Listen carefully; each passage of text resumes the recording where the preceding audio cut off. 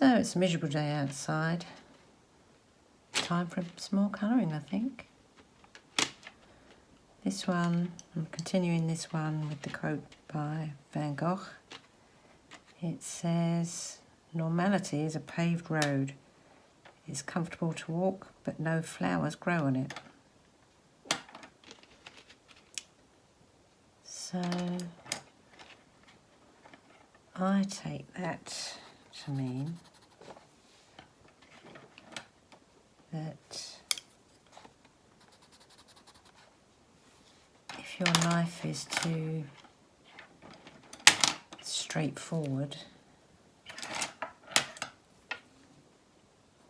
if everything is too comfortable, if your time is on a predestined path, if no surprises ever happen,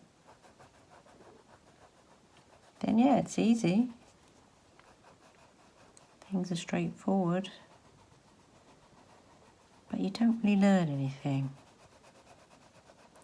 You get no surprises. There's fewer opportunity for happy accidents, chance meetings, serendipity, coincidence. And if those things don't happen, sometimes those are bad things. Very often people started out on a spiritual path as a result of some terrible trauma. But hopefully, some people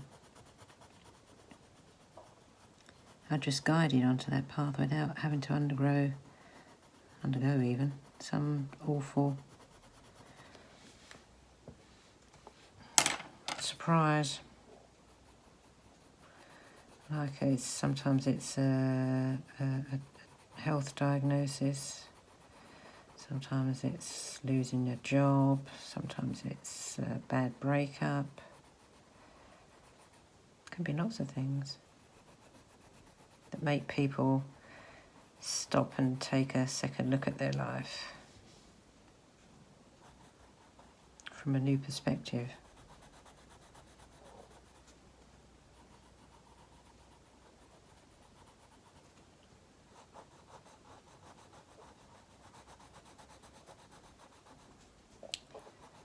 So the flowers on Van Gogh's road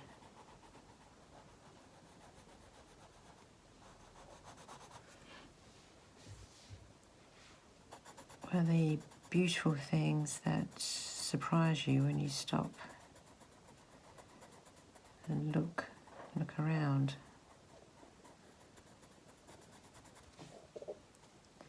Look off the path.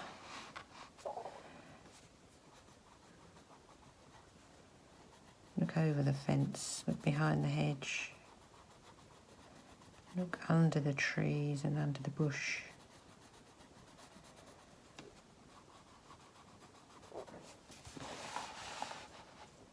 Step off the well-trod path,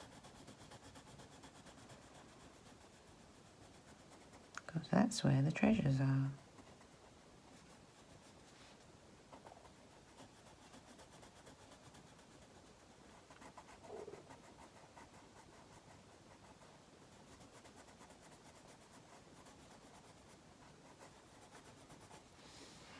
It's that whole thing about staying in your comfort zone. You just don't learn anything there. I mean, it's different from, for example, becoming, making the effort and taking the time to becoming good at something, learning an instrument. You're going to want to stick with that, if you possibly can, until you've mastered it.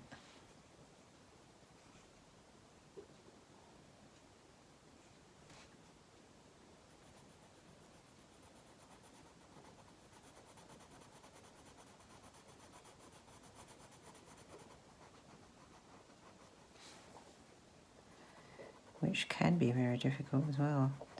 The discipline for that is very difficult. And the actual work on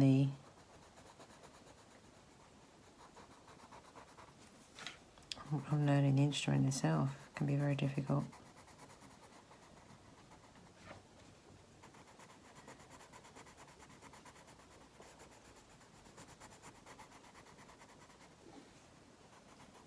But of course, once you've got it, once you've mastered it and set up those neural pathways, which means you don't have to think about it, it's very rewarding. I mean, I don't play an instrument, unfortunately. I may learn one day. I'd like to.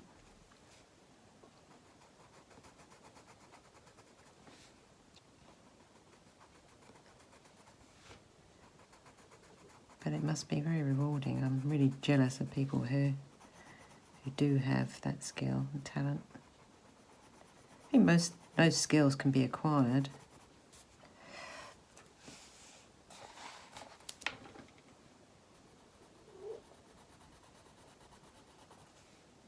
I think the only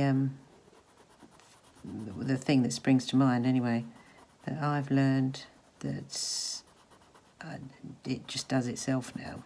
My neural pathways are so embedded that I literally don't have to think about it, is driving.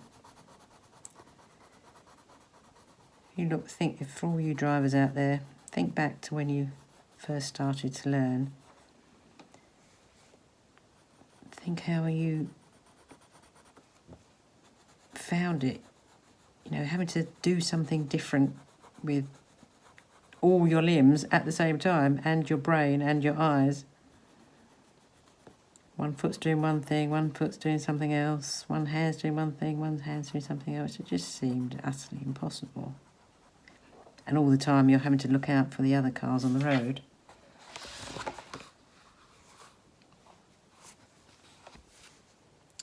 It just seemed crazy, but now I just don't think about it.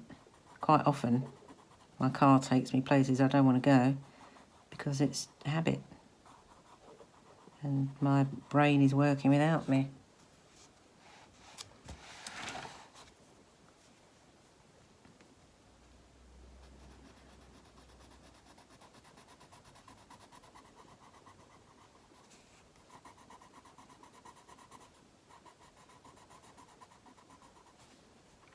What it took me a long time to realise, although I always suspected it, is that your brain does work without you, and not always for your benefit.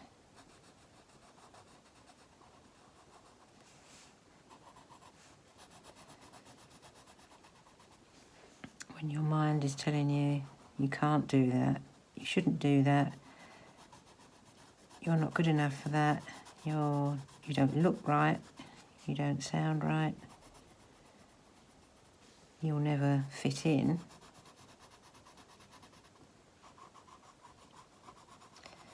Those thoughts may have started as defence mechanisms. Your brain thinks it's helping you. Actually, it's not at all. It's hindering you terribly, and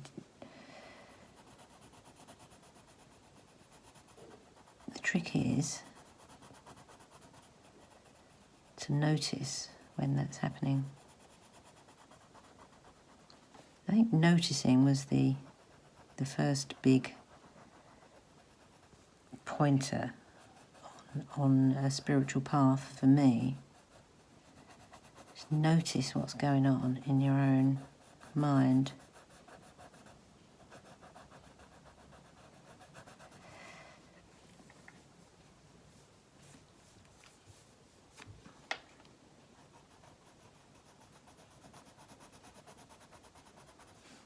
Notice that your mind isn't talking to you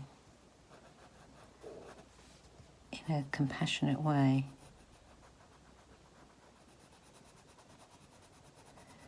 And we all have to learn to do that for ourselves. Talk to ourselves as we would our best friend. Love ourselves as we do our pets, for example, who you love whatever they do.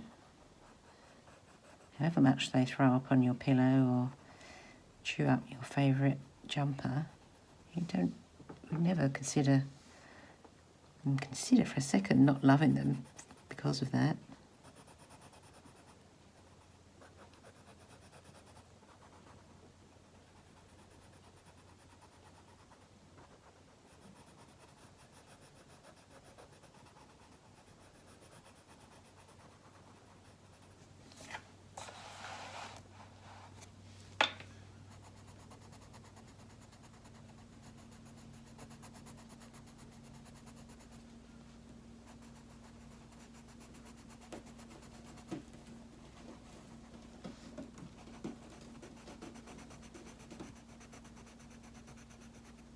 If you're wondering what that noise was, it's my cat clawing up my doormat.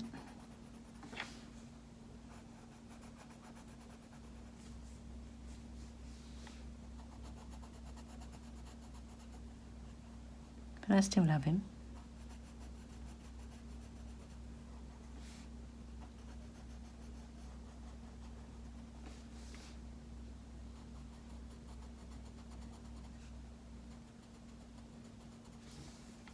And I love myself, even though I'm not without faults. I make mistakes. I'm not perfect, but I don't have to be. Nobody does, and nobody is. Let's face it.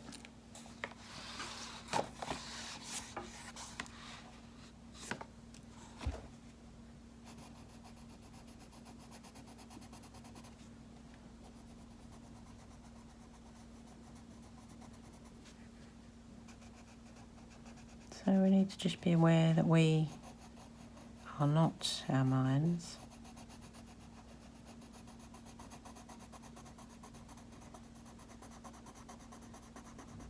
And we need to notice what our minds are doing. Is our mind reacting to a situation rather than responding to it? Is our mind causing emotions to happen that aren't helpful?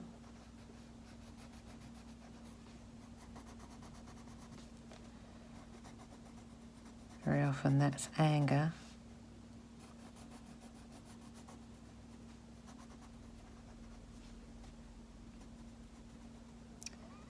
At the same time, you don't want to suppress your emotions. Healthy anger is a good thing. But don't let it take over. Don't let it rule your life. Don't allow yourself to enjoy being angry. I think a lot of people do.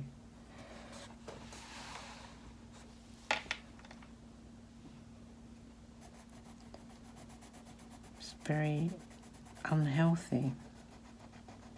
But what is also very unhealthy and translates directly into physical ill health is suppressing your emotions.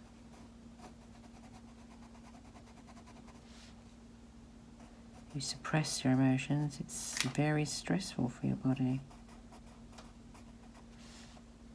And stress is directly related to physical illness, chronic disease, reduction in your immune system. So So yeah, it's okay to be angry, it's okay to be sad, it's okay to be happy. But don't let your emotions rule you.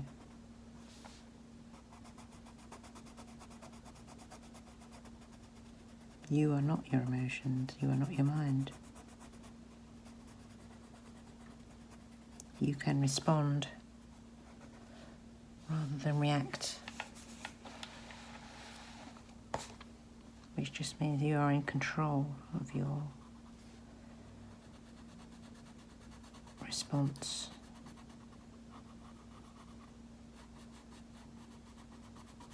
Some people don't like that, of course. They don't like that you can actually control your emotions, because then it reveals how uncontrolled they are. People don't want that. They want you to join them in their uncontrolled responses. They want you to be as angry as they are, because then it validates them. But you know, what other people do is their business. You can't control that. But you can control yourself.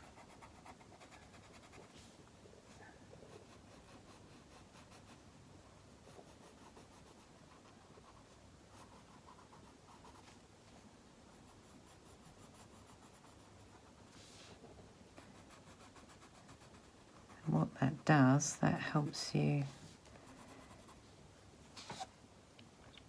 steer away from unhealthy and unhelpful and destructive emotions like severe depression. You can use the tools you've gained by noticing, for a start. That's a big one. You can use that to ward off and steer clear of being dragged into depression and anxiety to a certain extent. Well, that's how it's worked for me anyway. Right, I think that's all for today. See you next time.